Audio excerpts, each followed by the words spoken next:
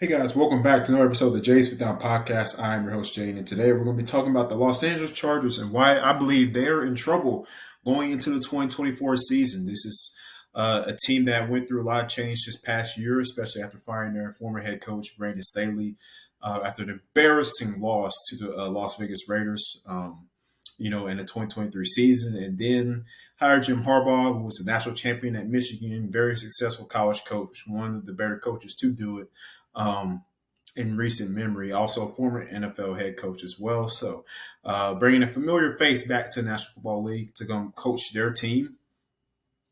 And however, like I said, I still believe that they're very concerning. This roster, this team is concerning heading into the 2024 season. I'm going to explain why that is. But before we do that, make sure you guys hit that subscribe button. Check us out here on YouTube. Follow us on Instagram, TikTok, Twitter, all that stuff. We're there.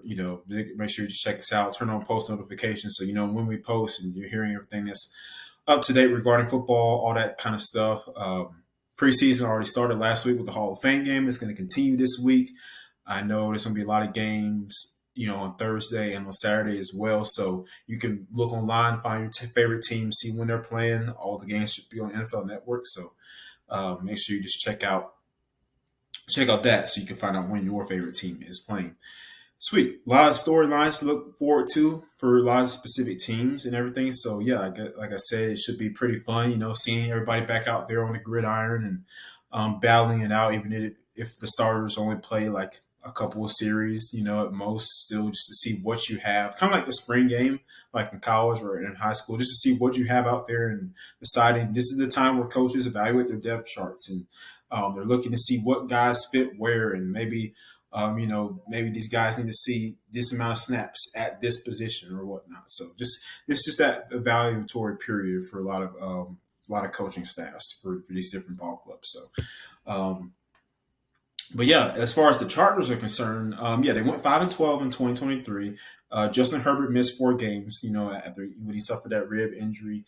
The team just wasn't that good. We know that. I mean, Brandon Staley was just an awful head coach. It was just that's not. I mean, I can't sugarcoat it. He was not a good head coach, and this team suffered because of it. None of those players respected him. It was very clear, when you watched him go out there and play, they clearly had no heart. They had no motivation to play for them, play for him, when he was the head coach. So, and then you go and hire Jim Harbaugh, which was a big step, obviously because he's coming off a national championship win in Michigan. And, the fun thing with Harbaugh was like every single year, it seems like he interviews with all these NFL teams and stuff. And it's like, oh yeah, Jim Harbaugh might become an NFL coach. And he never did. He always chose to stay in Michigan, but he always would do these interviews and stuff.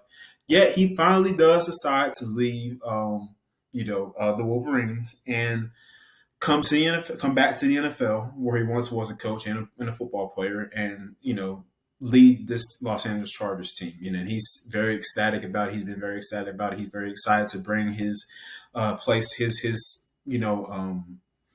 his coaching style to this team and how he wants to run his offense, his defense, and all those things like that. And maybe having a fresh face in the locker room will help the team, right? It's all that's sometimes having a fresh face at the head coach position or at the quarterback position or wherever the case might be, it can boost the team's morale, right? You're seeing that with the Raiders, right? When they fired Josh McDaniels and then they hired Antonio Pierce to be the interim head coach, you saw a shift in energy. You saw these guys go out and wanting to play. They were like really wanting to play. They were excited. They just look different. They play with a different type of energy. So, right. That's what Chargers fans are hoping to see from their team come this year after, the Jim Harbaugh hire. However, like I said, the problems I have with his team is that they have no receivers. They really have no receivers. Quentin Johnston is not a number 1 receiver. Lat McConkey has been impressing in camp so far from what I've been hearing and training camp and everything. And it seems like he's going to be getting a lot of targets, a lot of looks when the season, starts and everything, which is great because Lat McConkey is a great player. He's a great, football player, very, very underrated. If you watch college football, you know that he's really good. He was when he was at Georgia. And I think he's gonna, he might have I won't say he'll have a Puka Nacua type of rookie season, but he might have something similar as far as to like it may be of course on a lesser scale because the Chargers aren't going to be throwing the football a lot, like the Rams were. They're going to be running the football a lot. But still, that being said, like I expect McConkey to get a lot of looks from Justin Herbert, a lot of targets, especially with the fact, like I said, your other two receivers, Josh Palmer, Quentin Johnston, Josh Palmer, the most experienced receiver on that squad right now, which is a problem. And listen, that's no hate to Josh Palmer. He's a great football player, great slot guy. Great twitch in his game. I like Josh Palmer, but he's not a number one receiver, and neither is Quentin Johnston. At least I haven't seen that yet from either of them. So and McConkey's a rookie, so you can't expect him to just be thrust into this wide receiver one role as a rookie. That's a lot to ask for a first year NFL player to be like your leading receiver, your go to guy. That's a lot of pressure. Even when they haven't played an NFL season yet against NFL defenses in NFL environments. With these different rules and playing at that faster pace than it is in college. So that's just you can't expect a rookie to come in and just save you like that, being your number one receiver.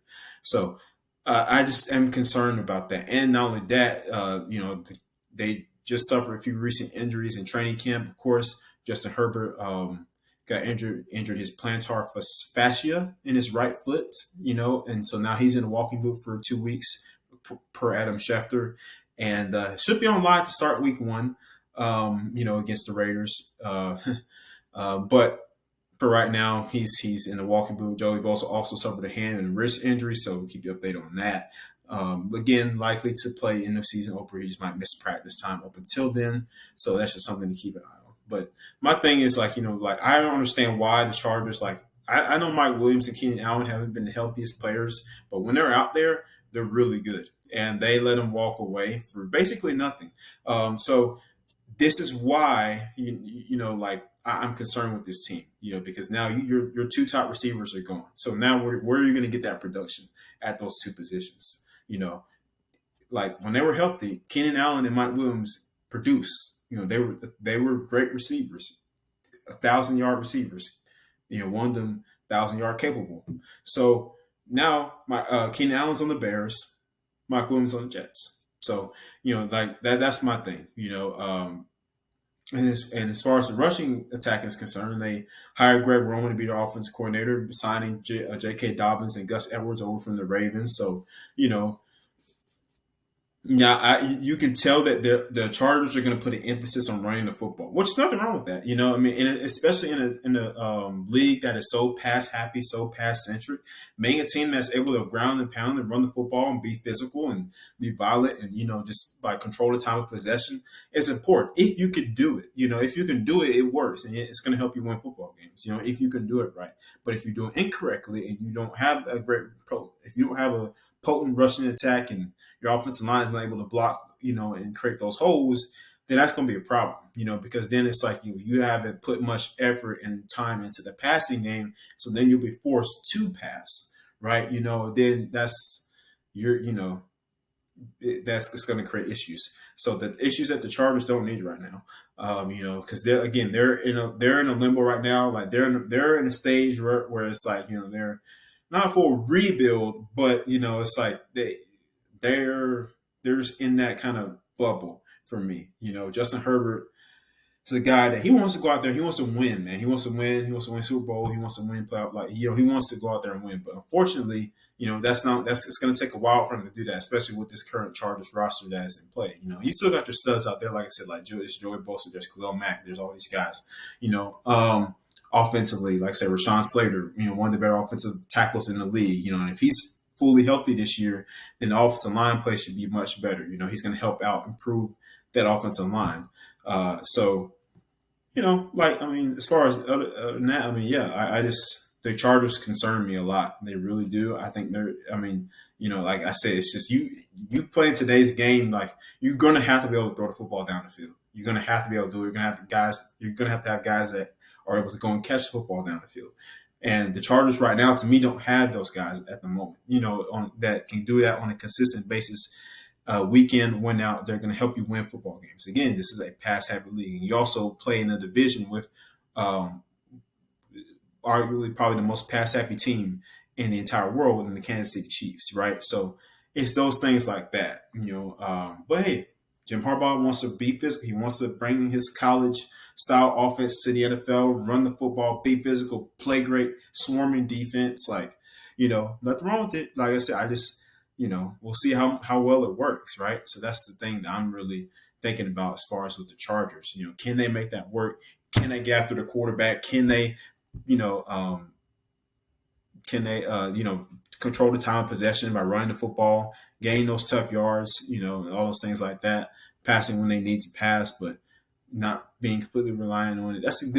Those are good traits to have for a football team if you can do that, right? If you're able to run the football effectively, not have to pass as much, and you can, just like I say, control the clock, right? And then game's over. So that's something interesting to think about as we move on throughout training camp here into the preseason, of course, which kicks off like I said, this week on Thursday. So make sure you guys check out your local listings and your local teams to see who they play, when, where, all that good jazz. But other than that, like I said, guys, that should pretty much wrap us up for today's episode. Just want to say that the Los Angeles Chargers are in trouble, in 2024 if they don't get their act right. If they don't go out there and perform consistently on week in and week out, So that's just something to think about. That's going to wrap us up for today, guys. Thank you for watching and tuning in to the podcast today. Make sure you hit that subscribe button, help us grow our page here on YouTube, and follow us on social, on TikTok, Twitter, Instagram, all that stuff. We're there. Jay Sit Down Pod. Check us out. I'm your host, Jayden. Thank you. We'll see you next time.